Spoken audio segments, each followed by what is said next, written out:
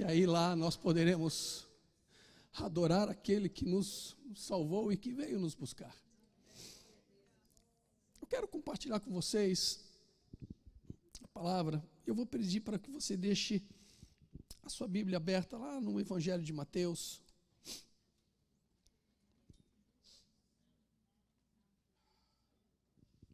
Deixa eu te contar mais ou menos como é que funciona comigo.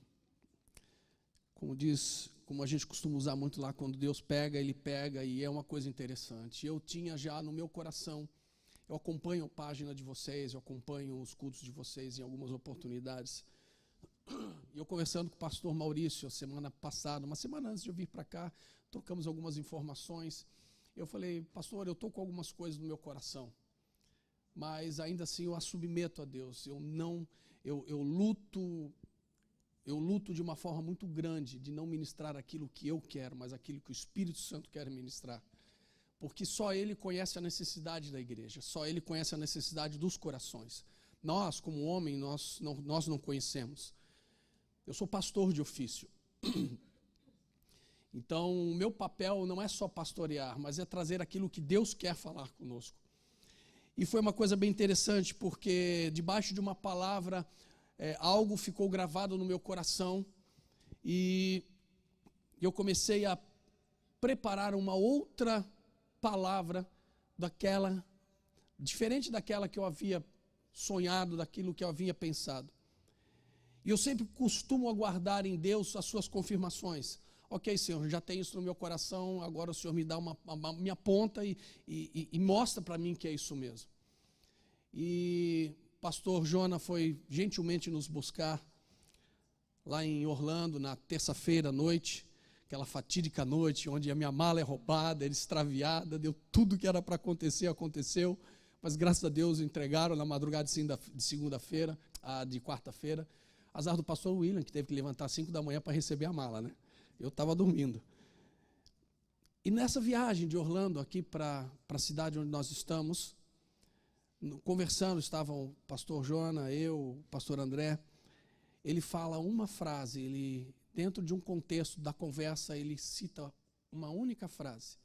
Ali eu tive a confirmação de Deus, o que era para ser ministrado, que era justamente aquela segunda palavra que já havia sido gerada no meu coração por um outro contexto, e que nesse outro contexto ela não pôde ser ministrada. Olha só as coisas que Deus vai fazendo. E eu quero partilhar com vocês então isso que o Senhor colocou em nosso coração e que pela boca do seu servo nos foi confirmado. Deixa eu antes fazer uma pergunta para vocês. Quantos de vocês aqui conhece o ministério que Deus tem colocado sobre a vida de vocês? 1, 2, 3, eu vou perguntar de novo, porque eu acho que tem mais gente aí. Quantos de vocês sabem que há um ministério colocado sobre a vida de vocês? Já melhorou.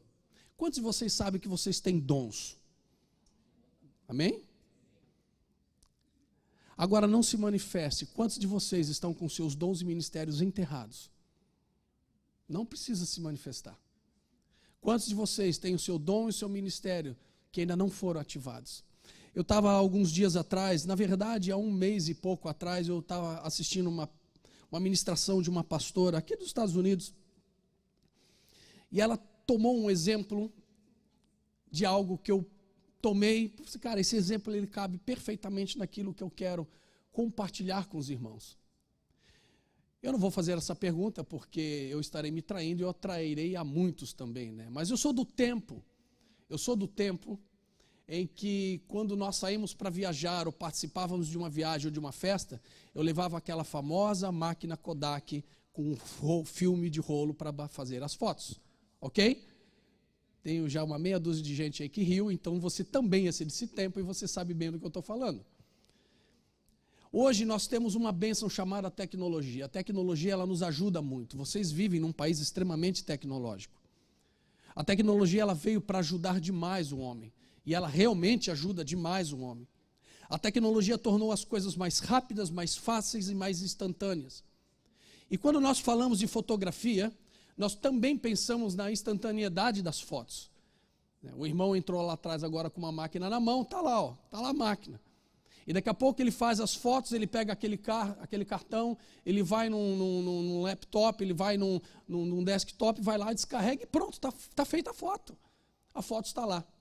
Eu posso simplesmente pegar agora o meu celular, preparar ele, olhar para cá e tirar uma foto nossa, de todos nós aqui.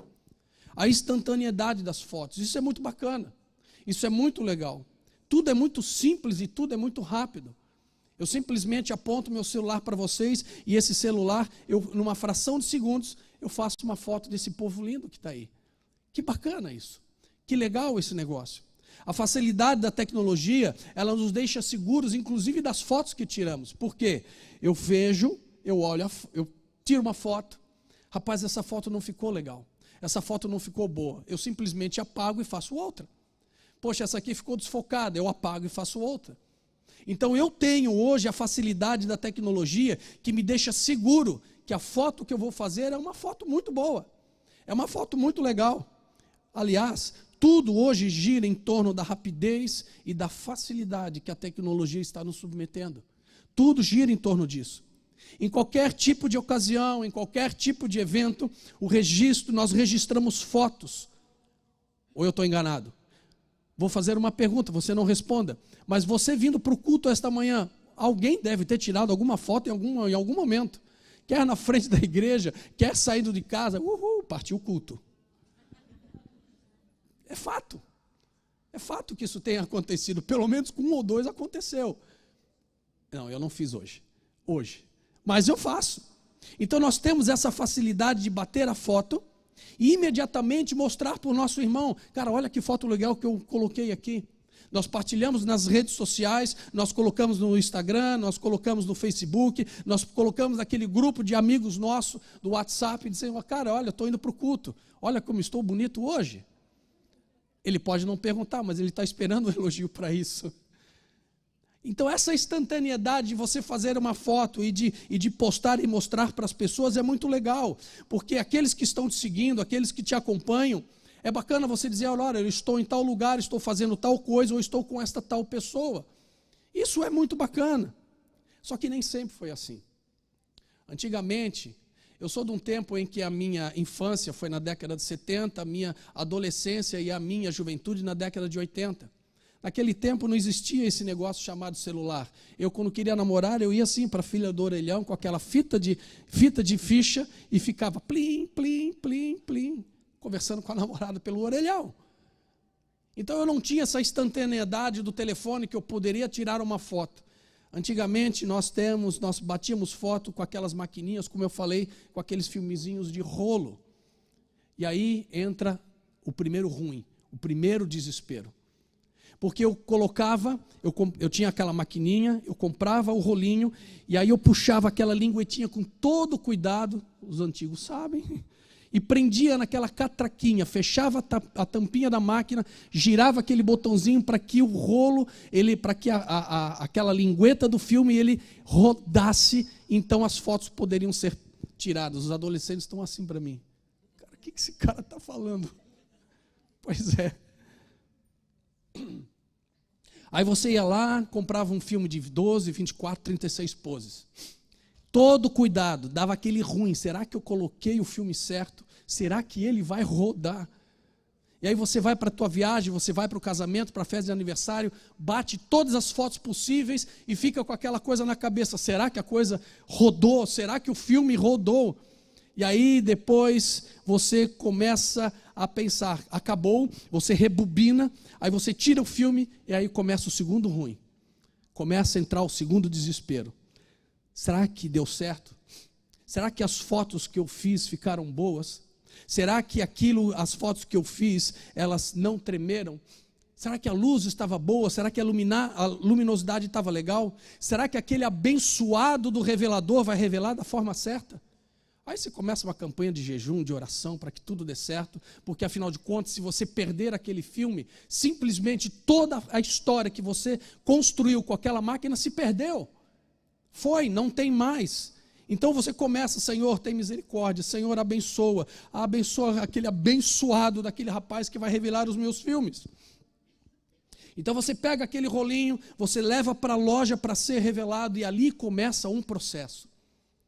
Ali começa todo um processo para que as fotos que você tirou, elas sejam então trazidas à existência, para que você depois possa compartilhar, além de você mesmo, de relembrar aquilo que você fez, de você mostrar para as pessoas, olha que paisagem linda, olha que casamento maravilhoso, olha que festa de aniversário bacana. Mas para que aquelas fotos viessem à existência, havia um processo para que elas pudessem aparecer. E num processo de revelação aqui, eu não sei, eu não sou fotógrafo, não trabalho com fotos, mas eu fui ler um pouco a respeito disso. Num processo de revelação de fotos, daqueles antigos rolos, ele vai sempre começar num quarto. O técnico, o profissional pegava aquele rolo, ele iria para o quarto, ele fechava, luz vermelha ou praticamente totalmente no escuro, ali começava o processo de revelação daquele filme. O filme jamais poderia ser exposto, o filme jamais poderia ser revelado ou ser tirado para ser revelado num ambiente como esse. Ele precisava de um quarto, ele precisava estar trancado num quarto para que o processo se desse início. Depois de ele tirar o filme daquele rolo, então começava-se o processo químico de trazer e de expor as imagens que estavam naquele negativo. Em todos os processos químicos pelo qual o rolo ele começava a passar, porque alguns dizem 5, outros dizem 8 processos químicos, mas a premissa de tudo, o antes de qualquer coisa, para que aquelas imagens pudessem aparecer, havia necessidade de o técnico, o revelador, estar com aquele filme num quarto trancado, sem exposição de luz. E se durante o processo de revelação o quarto fosse prematuramente aberto, algum desavisado abrisse a porta e entrasse luz, o filme se perdia. Toda aquela história que você construiu naquele filme, quer seja numa viagem ou numa festa qualquer, se perdia. E aí vinha a frustração, porque tudo aquilo que você havia feito havia sido perdido. As imagens foram perdidas.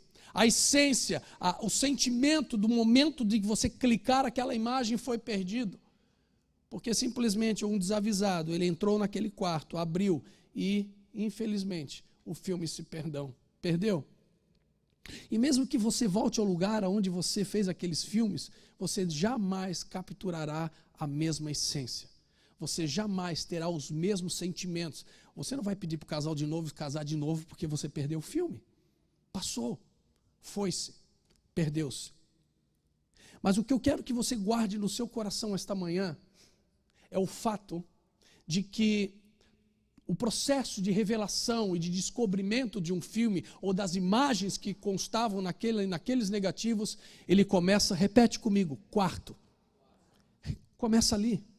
Começa na necessidade de se entrar no quarto. E você, inteligente que eu sei que é, provavelmente você já entendeu aonde eu quero chegar, o texto que eu quero ler com vocês, que está lá no Evangelho de segundo São Mateus, capítulo 6, verso 6. Vai procurando aí, enquanto isso eu vou tomar uma água.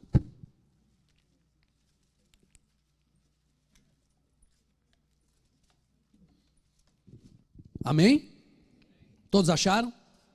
É um texto simples, conhecidíssimo, que diz assim: mas quando você orar, vá para o seu quarto, feche a porta e ore ao seu pai que está em secreto. Então, seu pai que vem em secreto o recompensará. Todos conhecem esse versículo, amém? Ele é bem conhecido. É claro que aqui o texto, Jesus está falando, fazendo um contraponto aos fariseus que costumavam orar nas esquinas, nas sinagogas, nas praças, com as suas mãos levantadas em voz alta, etc, etc, etc. Mas eu quero pegar a essência desse texto e trazer para vocês uma outra realidade, que talvez seja a sua realidade, que talvez seja a realidade de alguns ou de muitos, de poucos ou de todos. Eu quero conversar com você a respeito da primeira pergunta que eu te fiz. Quantos de vocês têm um chamado? Quantos de vocês têm um ministério? Quantos de vocês têm um dom? Alguns sabem quais são, outros talvez ainda nem descobriram. Quantos de nós possuem um chamado? Nós podemos saber qual ele é ou não. Mas sem exceção, cada um de vocês que estão aqui esta manhã possui um chamado sobre a sua vida. Possui um encargo sobre a sua vida. Deus te criou com um propósito específico sobre a face desta terra. E você jamais pode ou deve desconsiderar essa verdade, essa realidade. Porque desde a eternidade, o próprio Eterno colocou em cada um de nós, ou preparou para cada um de nós um dom, um ministério, um chamado a ser externado, um chamado, um ministério a ser executado, um chamado, um ministério a ser exercido. O pastor Jonas, ele tem um chamado, ele já sabe qual é o seu ministério. O irmão, que eu esqueci o nome do irmão, ele sabe qual é o seu chamado, qual é o seu ministério, e ele o faz muito bem quando está com o violão nos braços. E você? E você já parou para pensar nisso? Sabe, queridos, quando nós olhamos o reino, quando nós olhamos a igreja de Jesus, quando nós olhamos o corpo de Cristo, chamado igreja, nós não podemos e não devemos ficar alheios, absortos a esta realidade. Qual realidade, pastor? Aqui sobre mim existe um propósito. Aqui na minha vida existe um chamado, aqui para a minha vida existe um dom, existe um ministério que precisa ser exercido. E nós não podemos deixar de pensar disso, né, desta forma. A realidade de que... Quantos filhos de Deus nós temos aqui? 1, 2, 3... Quantos filhos de Deus nós temos aqui? Então, meu irmão, ouça o que eu quero te dizer. Como diz a própria palavra, por favor, ouça que o Espírito Santo está falando à igreja. Você precisa entender, você precisa compreender. Você que é um filho, uma filha de Deus, lavada, comprada, redimida no sangue do Calvário, sobre a sua vida há um propósito eterno. E ele não é só a eternidade, ele é o presente, ele é o futuro e depois a eternidade. Mas ele começa agora, ele começa hoje. E você precisa entender qual o seu papel, você precisa entender qual o seu dom, você precisa entender qual o seu chamado, para que então você possa cumprir o propósito daquele que te chamou. Se você acha que você apenas foi salvo pelo sangue do Cordeiro para morar na eternidade, você está enganado. Por muitos anos eu pensei nisso. Mas depois que eu descobri que eu fui salvo com um propósito específico, eu comecei a correr atrás desse propósito específico. Eu sou paulistano, eu sou da capital de São Paulo, e eu mais ou menos com 7 anos de idade, eu estava sentado, meu pai tinha um Fusquinha 67, estava papai, mamãe, o meu irmão, eu e a minha irmã no colo da minha mãe. Isso foi em 70 e alguma coisa. E eu lembro que o pastor Gerson chegou na janela na janela do Fusquinha do lado do meu pai, e a minha mãe é sempre mãe, né? Toda boba, né? Pastor Gerson, o meu filho, Marcos, na época eu estava com 7, meu irmão estava com 5, e o meu irmão com 5 anos, ele tocava brasileirinho no cavaquinho. Meu irmão é musicista, ele é produtor, e a minha mãe toda boba, né? Não, mas olha, pastor Gerson, o meu filho Marquinhos está tocando cavaquinho, tocando brasileirinho no cavaquinho. Olha que coisa. Olha que legal. E o pastor, eu lembro, olhou e falou assim, ele vai ser um grande músico. E aquele homem aponta para mim e fala assim, mas ele vai ser um pregador da palavra. Já havia um propósito sobre a minha vida desde a eternidade. Você não pode pensar que você nasceu sem um propósito. Você não pode achar que a sua vida é somente estar na igreja, fazer alguma coisa e ponto final. Existe um encargo, existe um propósito sobre a sua vida. E viver a vida cristã sem considerar esta verdade é viver uma vida sem nunca cumprir o propósito que já foi outorgado sobre a sua vida na eternidade. Você precisa ser chamado, você precisa se dar permitir-se a entender que não basta, e não somente basta, simplesmente você dizer, eu sou um cristão, ou eu sou um crente em Jesus Cristo. Há algo a ser feito, e você precisa fazer algo quanto àquilo que Deus já colocou dentro de você. Nós precisamos conhecer, nós precisamos compreender, nós precisamos ativar aquilo que a eternidade, ou na eternidade, Deus já colocou dentro de nós. Por isso é da pergunta, quantos de vocês sabem que tem algum dom? Quantos de vocês sabem que tem um ministério? E talvez caberia até uma terceira pergunta. Quantos de nós já não enterrou o dom ou ministério que nós sabemos que temos, mas que por N motivos nós escolhemos não praticá-los e não colocá-los a serviço do reino? Eu quero que você entenda em nome de Jesus.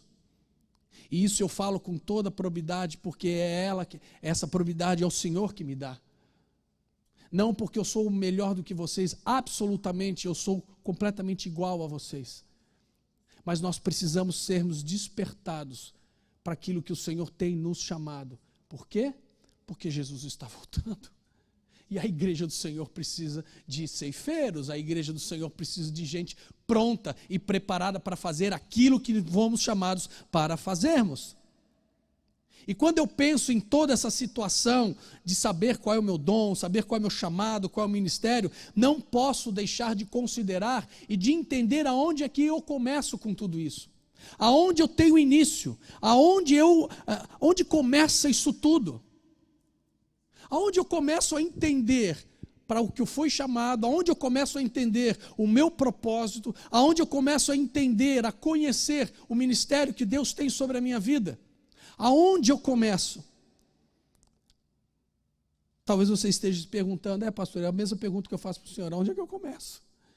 Eu começo aonde? Aonde o conhecimento, aonde o desenvolvimento, aonde a ativação daquilo que Deus colocou sobre as nossas vidas começa? Conhecer o quê? Conhecer qual é o meu chamado, conhecer o meu propósito, conhecer o dom, o ministério que Deus me deu. Desenvolver o quê? Ora, desenvolver aquilo que já foi colocado em mim na eternidade. E ativar o quê? Ativar aquilo que eu sei que foi colocado sobre a minha vida. Amém? Vamos adiante. Quando a gente fala em ativar aquilo que já foi colocado na minha vida, eu preciso só te chamar a atenção num detalhe. Quando nós falamos em ativação, nós estamos falando em ativar, virar a chave, a fazer acontecer algo que já existe. Ativação é algo que já está pré-existente, que já foi colocado em alguém ou em algum lugar, algo que já está disponível. Eu só posso ativar algo que já está disponível a ser ativado. Por isso é que eu digo, Deus já colocou sobre a sua vida um propósito eterno, e ele precisa ser ativado, você precisa entender isso. Há propósito sobre a sua vida, você tem dons, você tem ministérios, você tem chamado. Pastor, eu não sei quais são ainda, mas a gente já chega lá. Eu já desde muito pequeno sabia o que era o meu. Eu já sabia, e depois de muito tempo, é que eu resolvi realmente entrar de coração, de alma e de cabeça e dizer, ok, Senhor, eis-me aqui, não tenho mais para onde escapar. E desde 2006, 2007, eu estou em tempo integral na obra. Já vamos aí alguns anos, cuidando de gente ferida, tratando o coração machucado, porque eu estava conversando com o pastor Jona, essa é a minha função, é estar atrás da mesa, ou estar muitas vezes sentado na poltrona ao lado da pessoa, chorando com ela, rindo com ela, aconselhando, fazendo cafuné, puxando a orelha. É o meu papel, eu sei para o que eu fui criado, e eu não posso me furtar disso. Se você sabe que você foi criado para algo, e você tem se escondido disso, não se esconda mais. Não é mais tempo de ficar escondido. Não é mais tempo de estar escondido. É tempo de você simplesmente deixar com que o Espírito Santo faça através da sua vida aquilo que você foi criado para fazer. Então a ativação é algo que já existe. Ela acontece em algo já pré-existente. Ou seja, ela já existe, já está disponível. Mas antes você precisa saber o que há dentro de você a ser ativado. Você precisa conhecer o que Deus colocou dentro de você, como ministério, como dom, como chamado, como propósito. Você precisa conhecer. E aí, meu irmão, nós damos início, então, a essa caminhada que eu chamo fantástica, que eu digo que é uma caminhada maravilhosa. Eu somente descobrirei o que existe a ser ativado dentro de mim quando eu começar a buscar respostas naquele que me colocou, naquele que colocou em mim, na eternidade, um propósito, um chamado, um ministério. É nele que eu busco as respostas. É nele que eu busco entender o que ele tem para mim. É claro que muitas vezes, como foi comigo, Deus vai usar homens e mulheres, esse servo, eu te digo, você será tal coisa. É verdade. Comigo foi assim, eu já vi isso acontecer tantas vezes. Só que nada melhor, nada mais eficiente, nada mais eficaz, nada mais certo e correto do que nós irmos à presença dEle e buscarmos nele, saber dEle o que Ele tem para nós. Agora olha que coisa interessante, pastor legal, Eu preciso ir para Deus para saber o que Ele tem para mim, o que o Senhor tem de propósito, de chamado ou de ministério. Pastor, onde é que começa isso?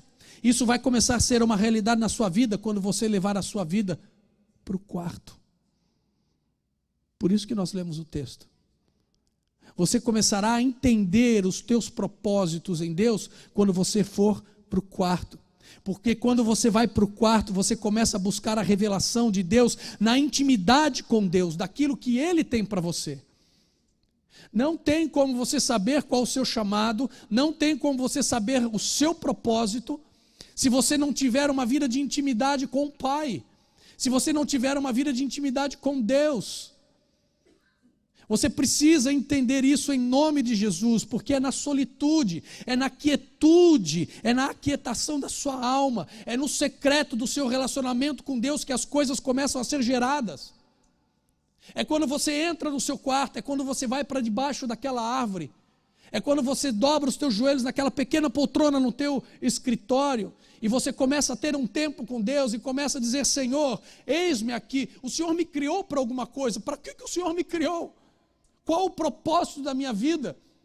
Qual o propósito de eu viver? Qual o propósito de ter sido salvo? É ali que começa a ser gerada pelo Espírito Santo de Deus no seu coração o teu ministério, o teu chamado. Você terá revelado diretamente pelo Espírito qual o seu dom. O meu irmão tem dom, é um excelente músico. Eu tenho um excelente dom, eu também toco. Cachorro quando está incomodando, gato quando está incomodando. Eu não toco nada. Eu mal e prego, mas eu amo cuidar de gente. Eu amo estar sentado e chorar com pessoas. Eu amo cuidar, como diz tem um termo que vocês devem conhecer, sabe? Aquela coisa de ficar tirando o carrapicho da lã da ovelha. Eu amo fazer isso. Pregador bom, o meu outro pastor da comunidade, pastor Kleber. Aquele é mestre.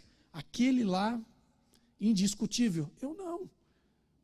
Então eu sei qual é o meu talento, eu sei qual é o meu Deus, o meu dom, eu sei aonde Deus me usa, quando eu cuido de pessoas. E o seu? Mas eu só comecei, mas o senhor deve ter estudado. Ok, eu também estudei, eu também leio. Mas tudo é gerado na minha intimidade com Deus. Tudo é gerado na sua vida, na intimidade com Deus. Se nós não temos uma vida de intimidade com o Espírito, nós não saberemos o nosso propósito. E a nossa vida, como diz o pastor Kleber, ficará num círculo. Minha vida vai ser isso aqui. Um círculo. E eu não vou saber para que eu existo. E não vou saber nem para que eu estou aqui. Assim como o filme, aquele filmezinho de rolo, ele levava um tempo entre ser levado para a loja, entre ser revelado e ser devolvido nas tuas mãos. Existe um tempo entre o início da sua busca em Deus, daquilo que Ele quer gerar na sua vida. Existe um tempo entre você começar a buscar a Deus, identificar o que Deus tem para a sua vida e a ativação daquilo que Ele já colocou em você. Pastor, onde eu vou conseguir este tempo? Na sua intimidade com Ele. Sabe? De você ter aquele cantinho lá no teu quarto, de você ter um cantinho lá na tua sala, no teu escritório, ou mesmo no quintal da sua casa, naquele banquinho de madeira sentado debaixo da árvore, dizendo: Senhor, eis-me aqui, eu preciso conversar contigo. Eu preciso receber do Senhor aquilo que o Senhor tem para mim. Hoje eu simplesmente pego o celular, faço uma foto de vocês e automaticamente essa foto, ficando boa, está pronta para ser compartilhada. Amém? Todos nós fazemos isso. Ela está pronta para ser compartilhada.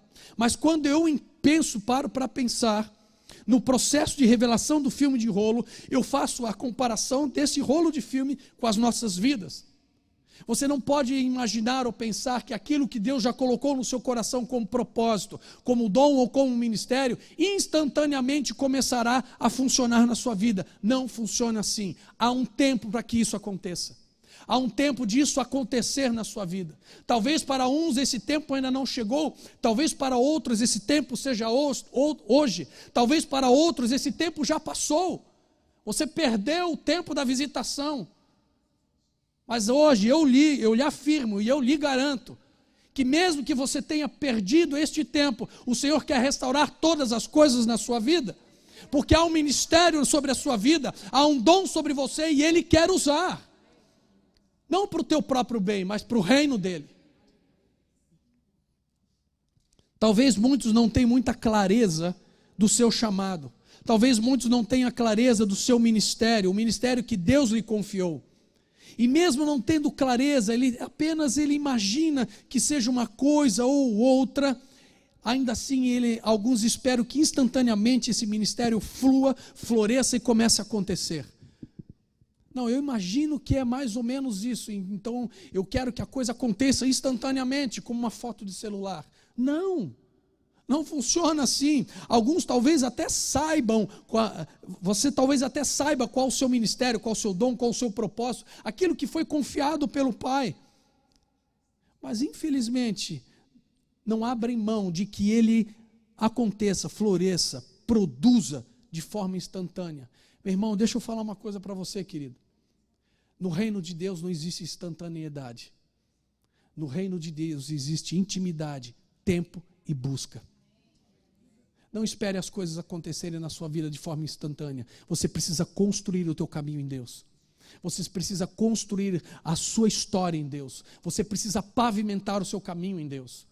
É ali que as coisas começam a acontecer. É na sua história de intimidade com Ele que as coisas começam a acontecer. E nós precisamos ter consciência disso. Ou seja, muitos até conhecem, mas não desenvolvem. Eu sei que o meu chamado, por exemplo, é pastoral. É muito provável, e eu creio de todo o coração que existem pastores aqui dentro, tirando aqueles que já são nomeados, já são ordenados.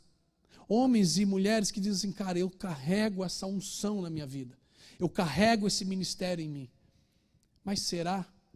Começa a construir um caminho em Deus para você ver se esse ministério ele não aflora.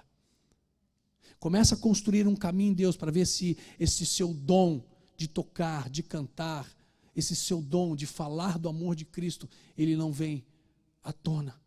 Começa a construir o seu caminho em Deus para você ver se as coisas não começam a acontecer na sua vida. Sabe, muitos, e eu digo isso por tantas pessoas que já passaram pela minha vida, pessoas frustradas, porque sabem o dom que carregam, sabem o propósito de Deus para as suas vidas, mas não colocaram em prática, não construíram um caminho em Deus. E hoje são crentes frustrados. Apenas crentes, não discípulos. Discípulos é outra história. Frustrados porque simplesmente não entenderam e não buscaram em Deus, a construção do seu chamado.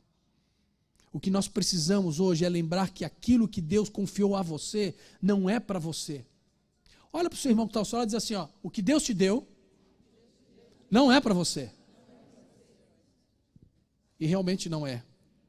Você precisa entender que o que Deus te deu é para Ele e é para o reino dEle. Por isso você precisa fazer alguma coisa com aquilo que Ele te deu, porque não é teu. Não é teu.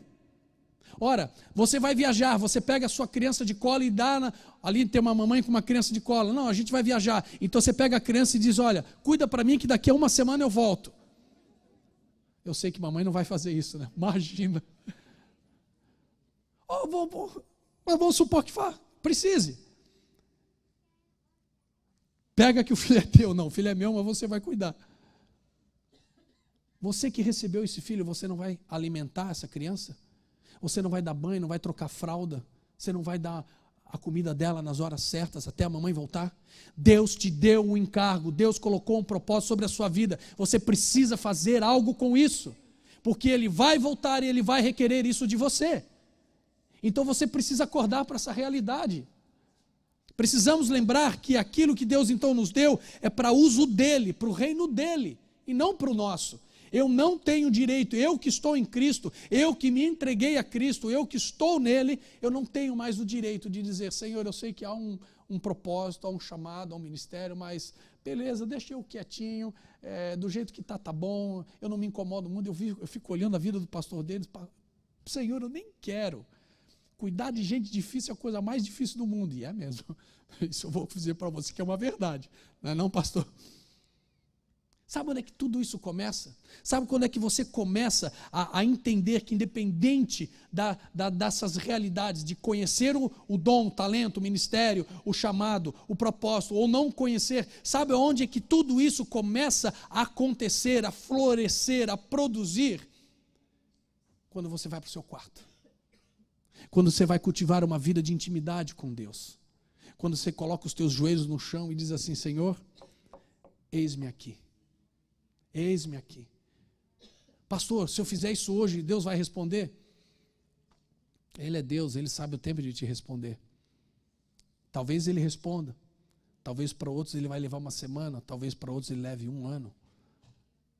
O detalhe aqui talvez não seja, num primeiro momento, saber qual o seu chamado, propósito, dom, enfim, ministério. Mas é você construir um caminho de intimidade com o teu Pai, com o teu Deus, com o teu Salvador. Tudo começa no quarto. O filme de rolo, ele precisa ser revelado para que as fotos, para que as imagens, elas sejam descobertas. Depois do processo, aquele filme ele é descoberto. Então você olha as imagens e diz assim: uau, elas ficaram maravilhosas, elas ficaram lindas. Só que quando eu olho para as nossas vidas, eu preciso entender que eu não preciso ser descoberto. Deus me criou, Ele sabe quem eu sou. Deus te criou, Ele sabe quem você é, porque Ele te criou. Então você não precisa ser descoberto por Deus, você precisa ser desenvolvido. E isso só acontece no quarto, na intimidade. Porque Ele sabe quem você é. Desde a eternidade Ele sabe quem você é, o teu nome, que você estaria aqui hoje, que um determinado dia, de um determinado ano, você sairia de uma nação, você iria se estabelecer em outra. Deus sabe todas as coisas, e se Ele te trouxe para cá é porque também existe um propósito, e você precisa descobrir qual é, e isso tudo começa no quarto. Repete comigo: isso tudo começa no meu secreto. É lá que as coisas começam a ser desenvolvidas. Não precisa se manifestar, mas eu costumo sempre fazer uma pergunta: rapaz, se você não consegue dedicar 30 a 50 a 60 minutos de oração, de intimidade com Deus, rapaz, você não vai longe. Vai faltar combustível no meio do caminho. Todos já ouviram falar Paul Wanchou, pastor da Coreia, amém? Ele ora pouco. Uma vez eu li uma reportagem dele e diz: eu não posso sair para a igreja fazer os meus afazeres se eu não orar pelo menos de 6 a 8 horas. Legal. Intimidade, ela é construída no nosso quarto. O culto é uma bênção. Aqui nós comungamos, aqui nós levantamos, cantamos canções maravilhosas. Aqui nós abraçamos, aqui nós sentimos o calor, o cheiro do nosso irmão. Cara, coisa boa, louvar a Deus do teu lado. Mas é na intimidade que eu sinto o cheiro dele. É na intimidade que eu sinto o calor dele. É na intimidade que eu sinto a presença dele. Aqui é uma presença sentida. Eu estava cheio ali, eu não sabia se eu cantava, se eu falava em línguas ou se eu chorava. Eu tentei fazer os 3 juntos, mas não deu muito certo. Mas é no quarto. Hoje de manhã eu levantei bem cedinho. Estava todo mundo dormindo, eu fui lá, tomei meu banho, fui para uma sala que tinha lá, dobrei os meus joelhos, fui ter meu tempo com Ele. Porque isso é bom demais. Sabe, voltando ao assunto lá do rolo do filme, se ele for exposto à luz, o filme se perde. Mas quanto a mim e quanto a você, contrariamente do filme, nós precisamos estarmos expostos à luz. A luz da glória de Deus precisa brilhar sobre as nossas vidas, porque uma vez que a luz de Deus brilha sobre nós, nós somos desenvolvidos. Como? Como é que eu posso me desenvolver sob a luz de Deus? Eu te explico. É exposto à luz da glória dele que nós enxergamos quem somos e como nós estamos. E a partir do momento que a gente começa a entender quem somos e como estamos, debaixo da luz que nos revela, nós começamos a andar na direção dele e diz: Senhor, muda isso aqui, Senhor, transforma isso aqui, ai Jesus, tira esse negócio daqui, porque isso aqui realmente eu sei que não te agrada. Amém? Entenderam? É debaixo dessa luz. O rolo de filme não pode ser exposto. Eu e você precisamos. Aonde é que eu vou buscar essa exposição? A estar exposto à luz da glória, a estar disposto à luz do seu trono, a estar disposto à luz da sua face, na intimidade. É lá que ele vai falar: Denis, você precisa corrigir essa rota. Denis, você precisa mudar isso aqui na sua vida.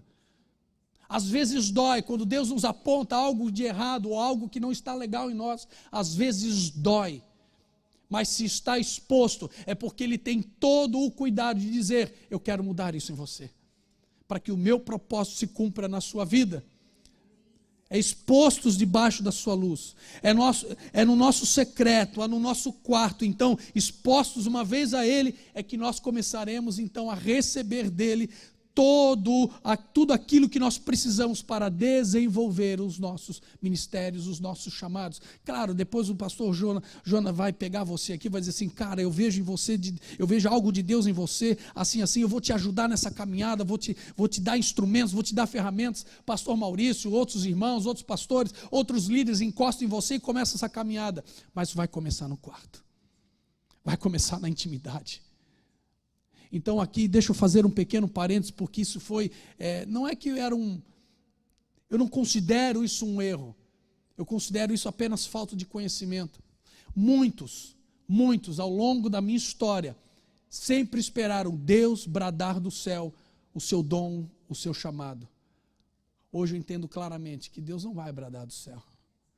Ele brada do céu quando você estiver lá com o seu joelhinho no chão, lá no seu quartinho, buscando intimidade com Ele. Lá você vai escutar o leão da tribo de Judá rugir.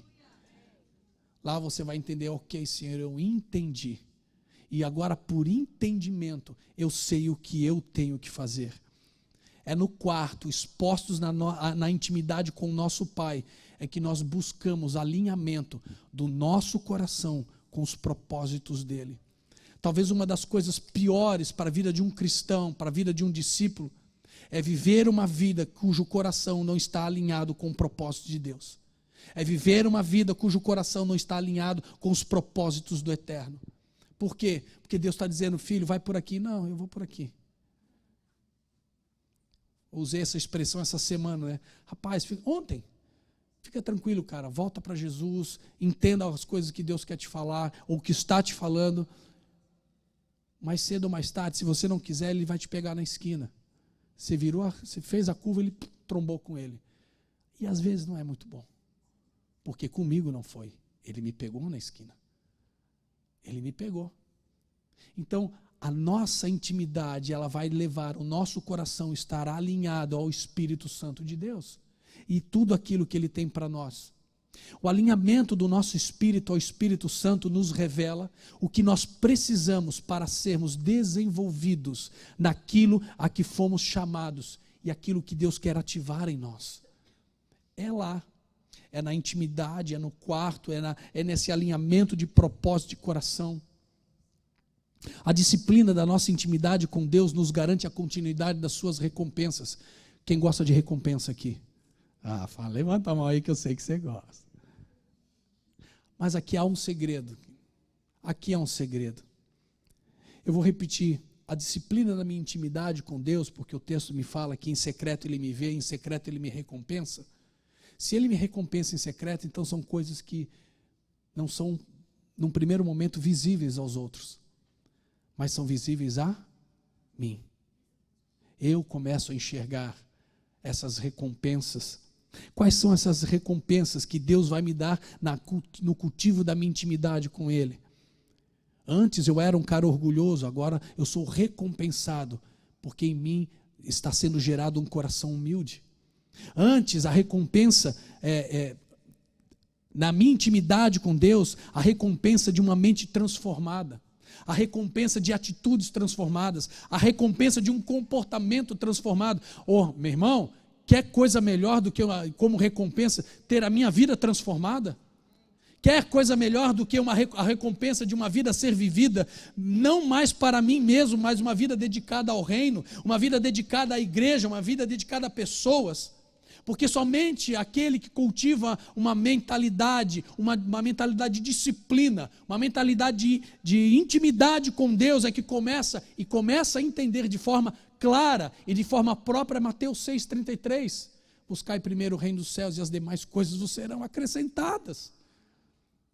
É uma mente renovada, é um cultivo de uma intimidade que nos dará esse tipo de recompensa. Eu busco primeiro a Ti, o resto eu sei que vem, porque eu sou filho e como filho vem, porque Ele é Pai, e como Pai não me deixa sem.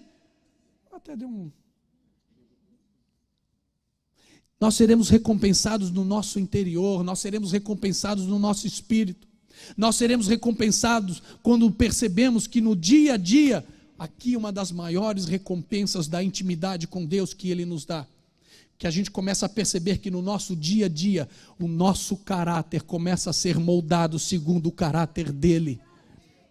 Não existe maior recompensa do que essa. Para nós finalizarmos, eu serei recompensado pelo Pai eterno, na minha intimidade com Ele, com a abundância da sua presença, com a abundância da sua presença, com a abundância da sua glória. Eu serei recompensado no secreto, porque eu começarei a viver de forma plena o que o próprio Senhor Jesus nos falou em João capítulo 7, versículo 38, rios de águas vivas fluirão do meu interior. Você quer recompensa maior do que essa? Você quer recompensa melhor do que essa? E onde que começa isso, pastor? Na intimidade do seu quarto, na sua intimidade com Deus. Não há outro lugar que você pode começar, pode querer começar, se não for lá. Os nossos dons... Antes, deixa eu fazer uma pergunta. Vamos lá de novo. Quantos sabem que tem dons e ministérios, um chamado aqui? Amém? Eu também creio nisso. E que em nome de Jesus você comece a desenvolvê-los. Agora, os nossos dons, os nossos ministérios, os nossos chamados, os nossos propósitos, eles não são para nós. Eles não são para serem exercidos para nós ou ao nosso próprio benefício. Eles devem ser exercidos para o reino, ou no reino, porque tudo é dele, tudo é por Ele e tudo é para Ele, inclusive aquilo que Ele colocou dentro de você. Deus não busca crentes. Eu costumo sempre dizer isso. Deus não busca crentes. Ele realmente não busca crentes. Deus está buscando por filhos, Deus está buscando por discípulos que estejam dispostos a servir a todos aquilo que Ele tem gerado em nós. A esses é que Deus está buscando. É esses a quem Deus está buscando. Homens e mulheres que buscam vidas no secreto, buscam um relacionamento vertical, buscam do poder do alto para poder então num relacionamento horizontal que é gerado nesse relacionamento com Deus, ser externado na vida do próximo. Cara, eu estou cheio de algo que Deus tem me dado, deixa eu compartilhar isso com você, deixa eu compartilhar isso com você. Homens e mulheres que começam a viver por causa da intimidade, aquilo que Paulo fala em Colossenses 3:2, olha, por favor, mantenham as suas coisas, os seus pensamentos nas coisas que são do alto e não nas coisas que são terrenas. Que a sua mente, que o seu coração esteja focado nisso. O Pai tem buscado homens e mulheres que estejam dispostos a serem forjados na intimidade com Ele. Gente, em nome de Jesus, nós precisamos entender isso. O Pai está buscando homens e mulheres que querem intimidade com Ele, buscando alinhamento dos seus corações com Deus, para que estes então sejam instrumentos na vida de outros. Não precisa se manifestar, mas quantos de vocês já sentiram, passaram por aquela situação que você enxerga com clareza, de que você foi instrumento de Deus para abençoar a vida de alguém? Aí me responde, é bom, não é? É bom quando você chega e tem uma palavra, é bom quando você chega e fala alguma coisa, e de alguma forma Deus usa a sua vida para atender uma necessidade daquela pessoa. É bom ou não é? Amém? Potencializa isso. Deus quer te usar mais. Deus quer fazer você ir além. Deus quer ativar aquilo que está dentro de você. Deus quer ativar o seu dom, o seu ministério. Deus quer ativar o seu chamado, o seu propósito. Deus quer ativar, Ele tem ânsia por fazer isso. Por quê? Porque a seara é grande. Por quê? Porque existem pessoas que estão esperando por você. Não por mim, mas por você. O Pai tem buscado homens e mulheres que anseiam a unção que vem do alto, para que então esses estejam vivendo a plenitude de Deus. Sabe por que eu digo isso? Porque a terra está ansiosa, esperando a manifestação dos filhos de Deus. Aí eu pergunto, quantos filhos de Deus nós temos aqui?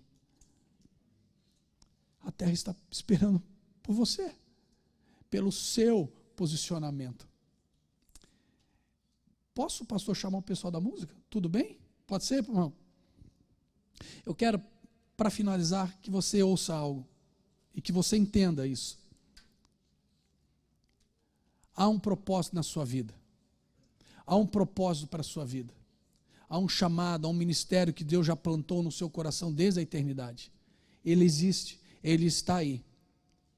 Só que para você ativá-lo, você precisa de intimidade, amém? Já entendemos isso. É no quarto, começa lá. Começa lá. No quarto eu busco a revelação de Deus do que Ele tem, amém? Amém?